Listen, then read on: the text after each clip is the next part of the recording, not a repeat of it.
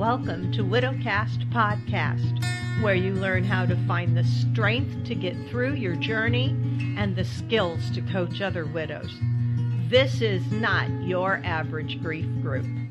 This is your journey group. It just may show you the way to make something amazing come out of the emotional pain and trauma of widowhood. I'm your host, Joanne Filomena. I'm the best-selling author of Widowed and Widow Coach, and I'm a professional certified life coach. Let the healing and your personal journey begin. Welcome, listeners. You're listening to episode 72 of Widowcast, and today you're listening to something a little different because I have opened a channel on YouTube called Joanne the Life Coach TV, and I did my first video on there as this podcast. So what you are hearing today is the audio from that video on YouTube. Interesting, right? Like I can do both at once, kind of. So, if you want to watch the videos, go look for Joanne the Life Coach TV on YouTube and subscribe to that channel, because then you will see me in my office recording the podcast, and you'll hear it and see it both on YouTube. And be sure to hit the subscribe button, because once I get 100 or more subscribers on YouTube, they allow me to have more functions within my YouTube channel so that I can actually make better video recordings for you guys. So I think they hold back some of the things you can do to encourage people to promote their channel. So they require you have more than 100 subscribers before they unlock those features. So do me a favor, go to YouTube, look for Joanne the Life Coach TV, and click subscribe. Now on to our episode.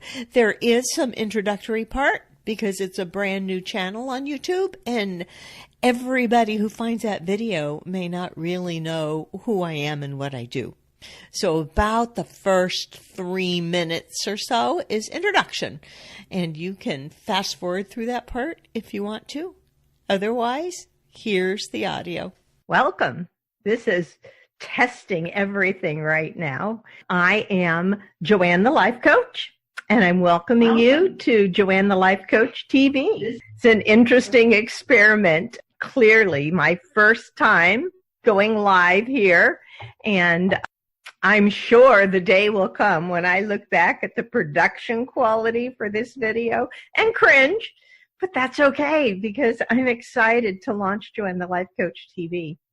What I intend to do with this channel is to offer more generalized life coaching information along with the areas that I have specialized in. I'm a professionally certified life coach, certified with the Life Coach School, which I hold in the utmost respect. A lot of what I do is what I learned from the Life Coach School, but along with that comes a lot of study and a lot of learning myself and a lot of experience. I started out teaching how to stop overeating because that is a passion of mine, but I was also newly widowed when I first started doing this professionally as life coach. I have coached many, many years in the corporate world.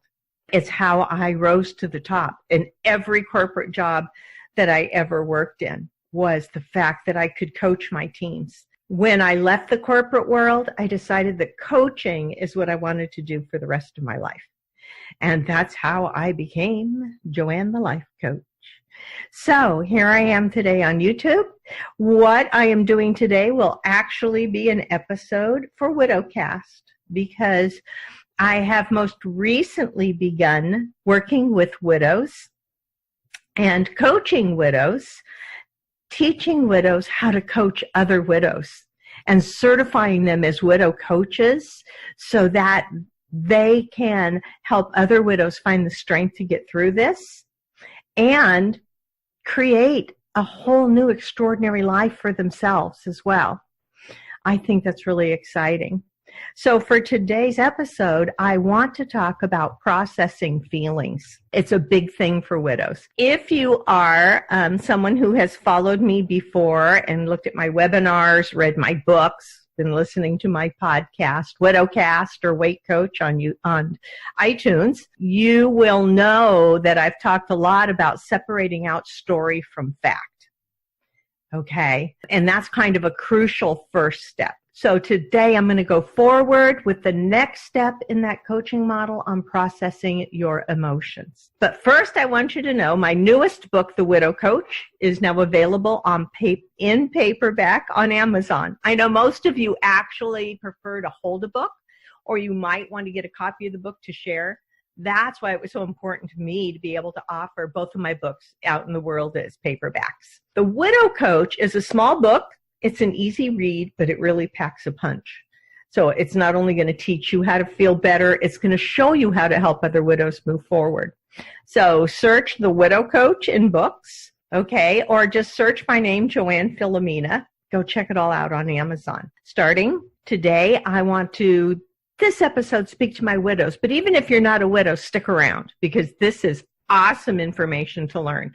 Trust me. But to my widows, I want to say, you know what? You are not sick. You are not broken. You are you. Your spouse has died. You are you. You are who you are when you've lost your beloved. It is who you are. It's not a disease. It's not a disorder. You are a widow. All the antidepressants on the planet will not process your emotions. It's just going to damp them down. You learn nothing. You don't move forward. As human beings, we have emotions and are meant to have emotions, just like this. In our society, though, we've been raised to believe we should not feel bad ever. We think we're meant to feel happy and contented all the time, right? We look at the lives of others as presented on Facebook or on Instagram, and we think everybody has an exciting, wonderful, beautiful life and family and friends, right? That's because that's the part that we all post there. No one posts the morning when the kids are fighting, the dog is having diarrhea on the kitchen floor, right? We only see the golden moments, all the happiness. But the truth is, as humans, you're meant to experience a wide range of emotions. How do these emotions come to us?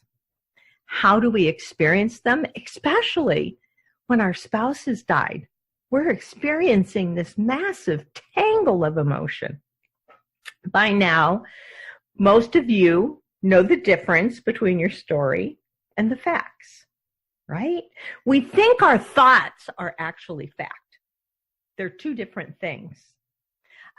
We simply tell ourselves things about the facts that create the story we tell around the facts. All right? A fact is actually neutral. Our thought is what we think about the fact. And it's important to know this because the next step is seeing how those thoughts create your emotions. That's what I want to talk about today. Now, I want you to note that I use the words emotions and feelings interchangeably. They're the same thing. Don't confuse feelings and emotions with sensations. Those are two different things. A sensation in your body is a signal your body sends to your brain. Okay? It's like if you step down on a sharp rock, that pain in your foot is the signal your body is sending to your brain so that you can pick that foot back up quickly and learn to not step on sharp rocks anymore, right? To watch for sharp rocks. If someone pats you on the shoulder, you feel the comforting warmth and weight of their hand, right? That's a sensation. If you're hungry and you feel, actually hungry, not just wanting to eat. If you are hungry, you feel the emptiness of your stomach and actual hunger pangs. This is starting in your body and sending the signal to your brain. So your brain knows, oh, it's time to get some lunch, right? These are all sensations. Feelings are just the opposite. They originate in your brain and vibrate down into your body. They go the other direction. Feelings do not come from anything or anyone outside of you. This is important. Your feelings are all caused by your thinking. Every feeling you experience starts with a thought you have about something. Your brain does several things, okay? You let this sentence play in your brain. It's a thought you have about a fact that just happened, a circumstance in the world that you have no control over. The circumstance is neutral. You have a thought about it. When you have a thought about it, the brain vibrates that thought down into your body. It releases neuropeptides and hormones in your brain. Neuropeptides are small protein-like little molecules used by neurons to communicate to each other. Okay? They are neuron signaling machines that influence the activity of your brain and your body in specific ways. I know that sounds really complicated. Trust me, your brain releases neuropeptides. They go down into your body. They can make you feel a certain way. Okay, our brain has chemicals and hormones that it releases that are also neurotransmitters. Okay, chemicals produced by those neurons carry messages to other neurons. Like serotonin. You may have heard of serotonin as being the sleep chemical in your brain. It can also do other things. It causes different emotions and different amounts of serotonin. Dopamine is that feel-good chemical. If you do a super tough cardio workout and you get that woohoo high from it, that's a dopamine, right? Endorphins and dopamine releasing in your brain. So this is a fact of life. This is where your emotions come from. The facts in your life, the circumstances in your life are neutral until you think about them. All right? So there may be a fact that you have a job. You have a job. That's the fact. It's totally neutral. You just have a job. Your thought is you have a soul-sucking corporate job, right? But that's your thought. It's not a fact. Now, we all think our thoughts are facts. You would say to me, hey, Joanne, let me let you talk to my coworkers. They're going to tell you what a stressful environment this is. They're going to tell you this is a soul-sucking job. But I bet if I checked in with your boss may not think you have a soul-sucking job. Your boss may think that you have a fantastic opportunity where you could rise to something within the company. Okay? If there's any adjectives in there, anything descriptive about the job, that's a fact. I mean, no, that's not a fact. If there's anything descriptive about it, it's a thought. All right? So your thought that it's a soul-sucking job creates a vibration from your brain and a cocktail of chemicals and neuropeptides that all vibrate down into your body and make you feel a certain way when you think about your job. You may feel like, you may feel depressed when you think this is such a soul-sucking job. You start to feel depressed. That's that thought vibrating into your body. Okay? If you thought differently, if you could think about your job the way your boss thinks about your job, like, hey, this is a terrific opportunity, you might actually feel excited every morning as you go to work, right? Thinking I have an opportunity to create something really amazing at my job. It's a whole different feeling. It's a whole different set of vibrations and chemicals coming from that thought. Notice the fact didn't change. You have a job, still the fact. One thought makes you feel depressed and exhausted and frustrated. Another thought makes you feel excited and motivated. And thoughts are optional. That's the mind blower, right? But don't think that you want to swap your thought out immediately. This makes most people want to immediately change their thinking. We call it thought swapping. Okay, you're going to think, oh, this thought is making me feel horrible. I need a better thought, right? And we suggest in many cases it's just as simple as trying on a new thought. And sometimes it is, really. It might work. It's the first step to increase your awareness of how your feelings in your body will change with the sentence you play in your head. Paying attention to your thinking and noticing what you're feeling is something most people do not do on a regular basis. And it's important.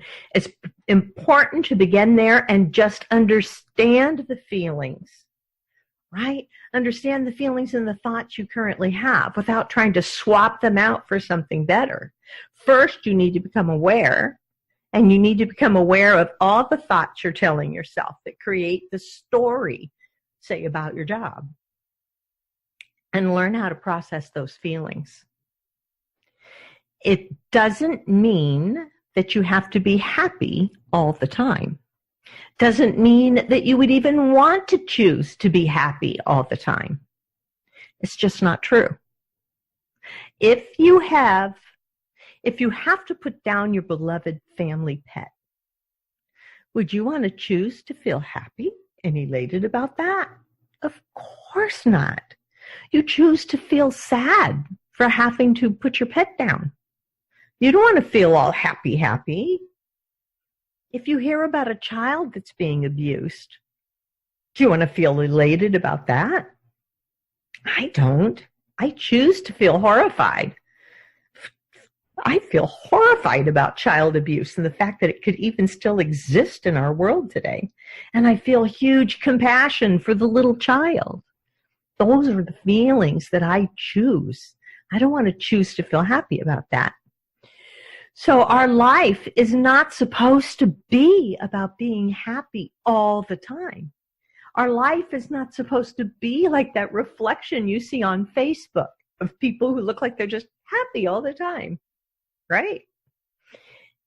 If your doctor puts you on antidepressant medications because you're a widow, and this happens. First time I saw my family doctor after Jim died, and he was both our family doctor, he offered me antidepressants. And I was like, really? You know, I'm sad and depressed, but Jim just died a couple weeks ago. Like, you do know that. Why shouldn't I feel sad and depressed? I turned down the antidepressants. Because here's the thing.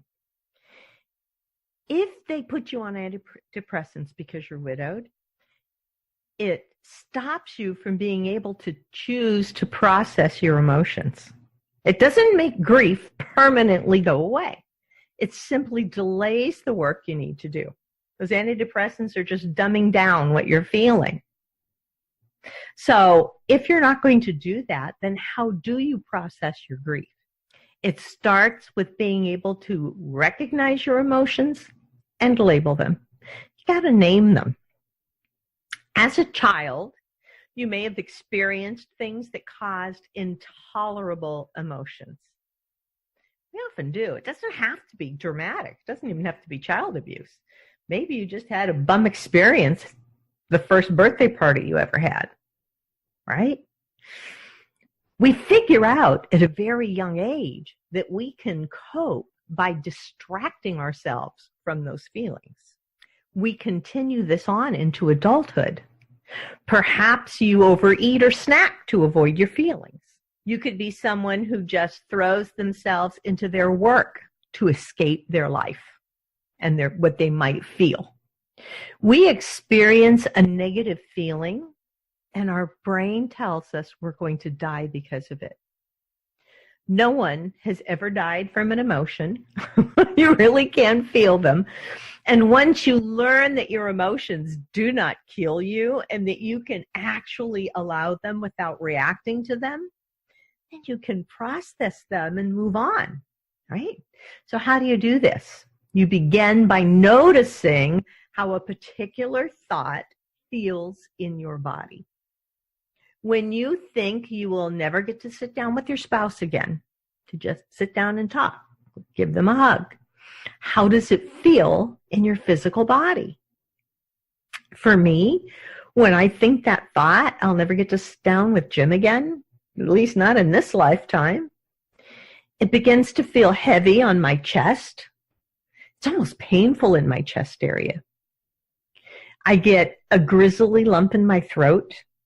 You know, if I try to talk to someone in that moment to explain what's going on, I'm probably going to start to cry because that grisly lump thing in my throat always precedes tearing up. And even if I'm alone thinking this thought, I may begin to have tears stinging in my eyes. It's a dull, heavy feeling. Okay. If it had a color, it would be like a dark bluish gray, maybe with some yellow, dark ochre smeared in there. That's how I see it. And this is sadness. I can name it. I can feel it, right? I can describe it, where it is in my body. By doing that, the sadness actually begins to dissipate.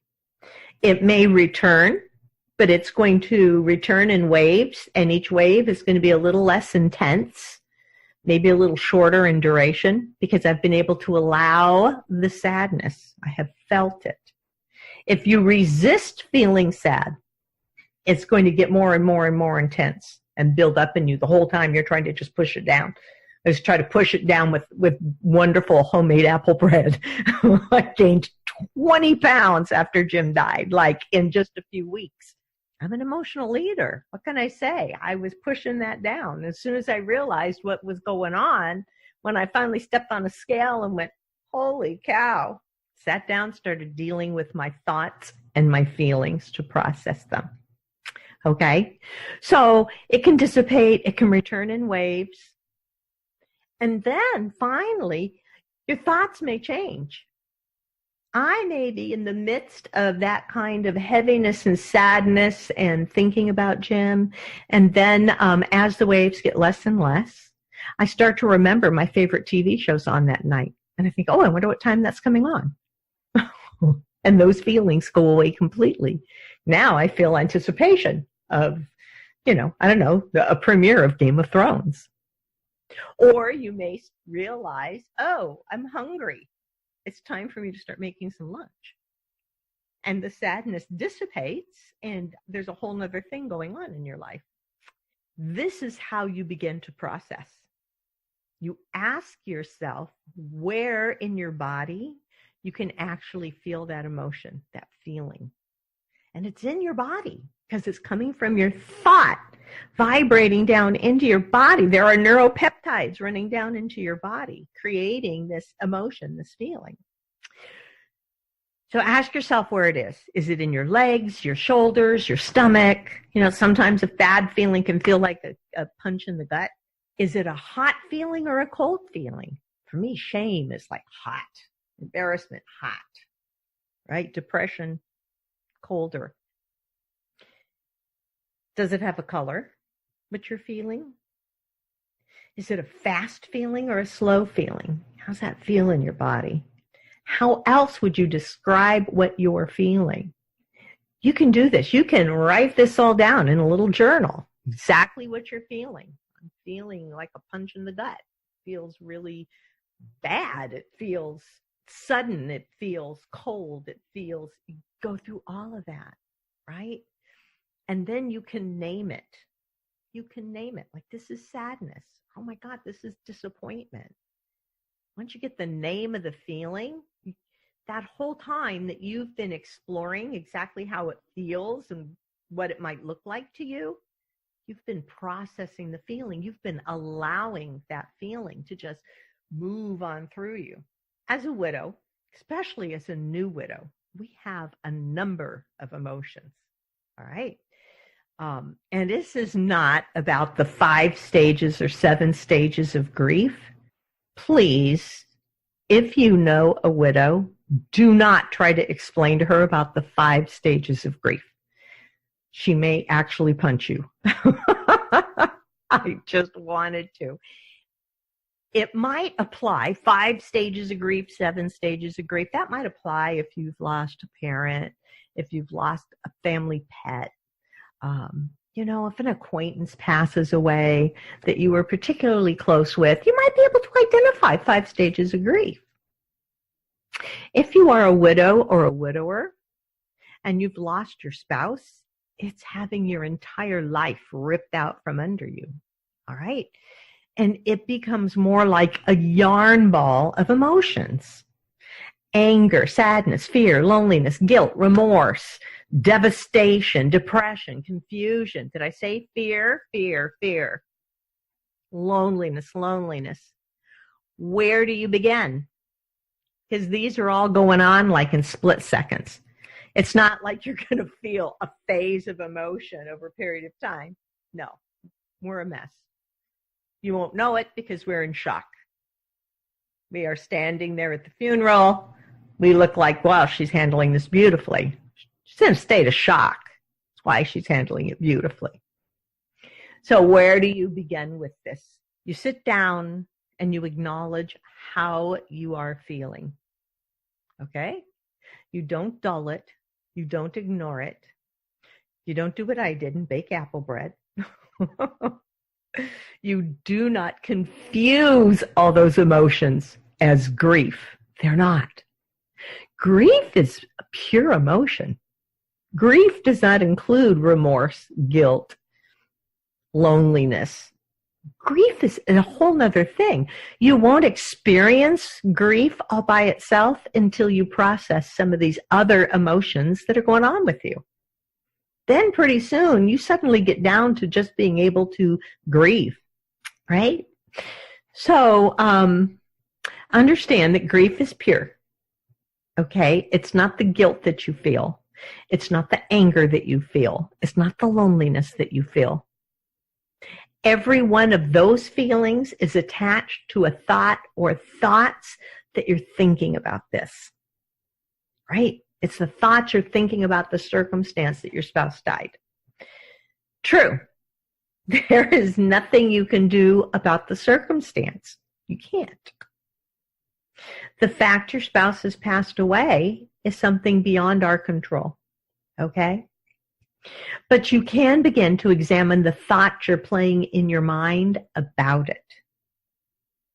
And thoughts are optional, by the way. Yeah. We'll talk about that more in depth on more videos. Thoughts are optional. A mind blower when I learned that one. You can begin by allowing yourself to feel how you feel. You're not sick. You're not broken. You are you. Your spouse has died, and you are you. You are who you are when you've lost your beloved. It is who you are. It's not a disease. It's not a disorder. You're a widow, and you're going to be okay. You can feel this and not die. You can actually, at some point, begin to kind of feel okay again. Maybe not all the time. When the old painful emotion shows up, you know how to just feel it and allow it. You can process your feelings. You can eventually choose new thoughts and new feelings. That's the miracle that I teach. And it makes my heart burst every time one of my widow coaches actually gets this. And if you have watched this video all the way through and you're not even a widow, God bless you, because the message is for all of you. How to process your feelings and where your feelings are coming from. They are not coming anywhere from outside of you, not from another person. They don't make you feel a certain way, not from a situation, right? Not from an event. These things don't make feelings jump into us. They can't. It always comes through here. It always comes from what you tell yourself about it that generates the emotion. And if you're generating a really negative emotion, that's not necessarily a bad thing. There's nothing wrong with you. Right? Feeling bad is part of being human. We're not meant to have lives like you see on Facebook. If they are not going to be happy all the time. If they were, we would not even know we were happy because we'd have nothing to compare happy to. We'd just be boring old happy. But if now and then you feel a little frustrated, feel a little down, means when you get to feel happy again, you notice happy. You're like, whoa, I'm happy. You have to have that contrast.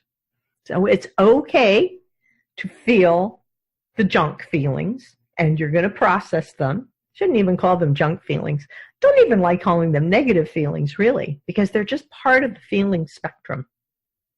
And if you're trying to not feel the uncomfortable part of the feeling spectrum, when you narrow that down, like I choose to never feel humiliated, I choose to never feel failure, as you narrow this side, you also narrow this side, okay? Because you don't have the contrast to feel extreme happiness, to feel elation, to feel excitement, delicious anticipation. It narrows out evenly. So, thank you for watching this video, and thank you for listening to Widowcast if you are hearing this on the podcast. And if you're a widow ready to take that next step and would like to just dive in and learn more about becoming a widow coach yourself, go to widowcoaches.com. You can put in your name and your email, and I will send you information. I will send you where you can go answer some questions. And if you look like this is something that you are truly interested in, then I'll get in touch. We'll get on a call, okay?